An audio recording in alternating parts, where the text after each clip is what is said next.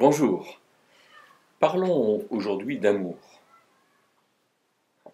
Comme dit 1 Corinthiens 13, verset 2, verset 3, « Si je n'ai pas l'amour, je ne suis rien et cela ne me profite de rien. » L'amour, je suis vraiment frappé de voir comme on, on sait à quel point c'est central et on sait à quel point finalement on en manque et on ne se donne pas vraiment les moyens de l'avoir, ce qui est vraiment affreux et très dommage. Alors regardons un peu la deuxième épître de Jean pour réfléchir à ce que c'est que l'amour. Jean, c'est le disciple que Jésus aimait, nous dit Jean lui-même dans son évangile. Jean était vraisemblablement le plus jeune des apôtres. Il a écrit l'évangile de Jean et puis les épîtres de Jean et l'Apocalypse après l'avènement de Trajan en 98. Et donc il était certainement très âgé, mais il était très jeune. Peut-être 20 ans, quand il était avec Jésus, peut-être qu'il avait besoin d'un grand frère ou d'un jeune père, c'est possible. Jean, c'est ce disciple sensible, et en même temps, c'est celui que Jésus a appelé fils du tonnerre, Boanerges, quand ils avaient demandé avec Jacques son frère que le feu du ciel descende sur ceux qui ne faisaient pas comme eux. Jean était donc peut-être très sensible, mais aussi très très impétueux, et on peut écouter ces paroles concernant l'amour. Alors, dans sa deuxième lettre, Jean va écrire à cette dame élue, qui est, à mon sens, plutôt une femme veuve, et qui a des enfants, je pense plutôt qu'une église, et il va leur écrire à cette femme et à ses enfants en leur disant « Vous êtes ceux que j'aime dans la vérité ». C'est très très étonnant cette expression. Jean, donc l'Ancien, la dame élue, et à ses enfants que j'aime dans la vérité.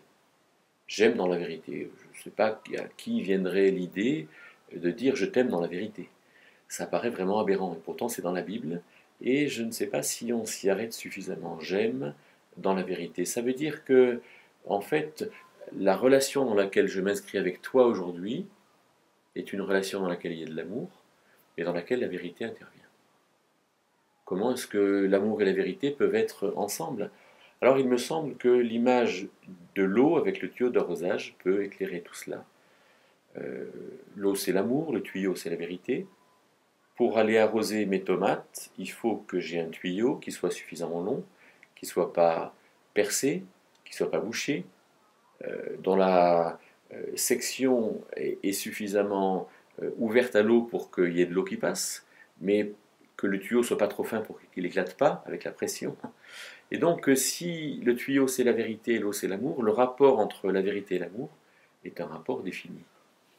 Aimer dans la vérité. Comme si la vérité était l'ensemble des éléments qui sont porteurs de l'amour. S'il n'y a pas les éléments, il n'y a pas d'amour. Mais s'il n'y a pas d'amour, alors les éléments ne servent à rien. Ce que je fais est vrai, mais s'il n'y a pas de relation, s'il n'y a pas d'amour, alors ça ne sert à rien. Aimer dans la vérité. Et nous, on parle souvent d'aimer, de soucis, de sensibilité, de relation, mais on ne parle pas tellement de la vérité qui porte la relation. Alors quand je suis avec quelqu'un, je vais dire « Ah, je suis bien avec cette personne-là », mais on ne va pas penser à la vérité qui porte la relation avec cette personne-là. Du coup, quand je ne suis pas bien avec quelqu'un, je vais dire « Je ne suis pas bien avec quelqu'un, je n'ai pas d'affinité, donc j'y peux rien ». Alors que les affinités dépendent de la vérité qui porte la relation. Au verset 2, Jean va dire que cette vérité est en nous et elle sera avec nous à jamais. Et la vérité, c'est la vérité que nous donne l'Esprit de Dieu. Et donc, nous sommes tous, nous les chrétiens, les enfants de Dieu, tous ceux qui avons accepté le salut par la foi, par la grâce, nous sommes tous dirigés par Dieu dans la vérité. Donc, nous pouvons faire la différence entre ce qui est vrai et ce qui n'est pas vrai. Nous pouvons donc aimer dans la vérité. Et alors, Jean va dire, mais je vois certains de tes enfants qui marchent dans la vérité. Et donc indirectement, il dit qu'il y en a qu'ils voient qu'ils ne marchent pas dans la vérité. Et c'est dommage pour eux. Et c'est dommage pour eux parce que ne marchant pas dans la vérité, ils ne peuvent pas aimer ou s'aimer comme il faut. S'aimer comme il faut, c'est par exemple avoir une bonne image de soi. C'est lire ce que je suis en Dieu de manière juste et opportune. Et Jean va conclure provisoirement au verset 6 en disant « Aimer, c'est marcher selon les commandements de Dieu ».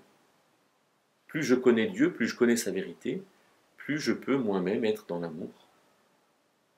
Alors c'est sûr que c'est une définition qui est très rationnelle, qui peut paraître insupportable, qui manque de romantisme à l'excès, mais je pense que ça vaut la peine qu'on retienne ces affirmations de Jean qui était cet homme sensible.